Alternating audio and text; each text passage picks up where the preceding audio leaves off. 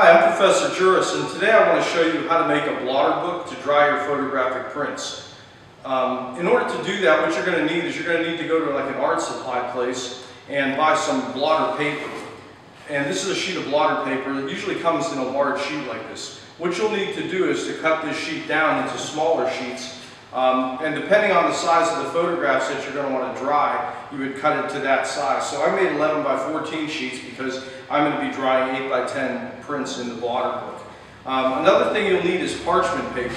And you can get parchment paper from your local butcher or from your local grocery store in the aisle where they have like saran wrap and tin foil.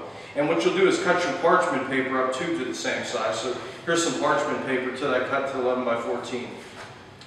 What I will do then at this point then is I'm going to interstack them. So I'm going to take one sheet of blotter paper and I'm going to take one sheet of parchment paper. I'll take one sheet of blotter paper and I'll take one sheet of parchment paper. And I'll do this to create this whole book that I have. And then another thing that I did was I actually cut up some foam core, and this is actually gator board, so it's a little bit stronger than regular foam core. It's more water resistant, and you can get this too at an art supply store.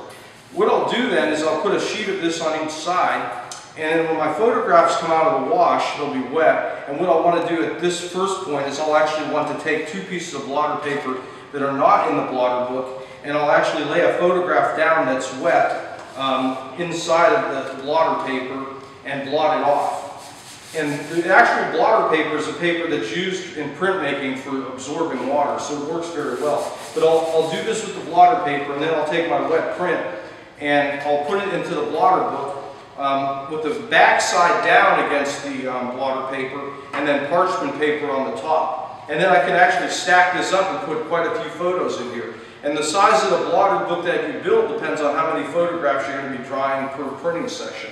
Then what I will do is put this other piece of foam core back on here. I can put a few rubber bands around it and I'm ready to go. I can take this home and let it dry. And I would just leave my photographs in there for like a day or two until they're dry.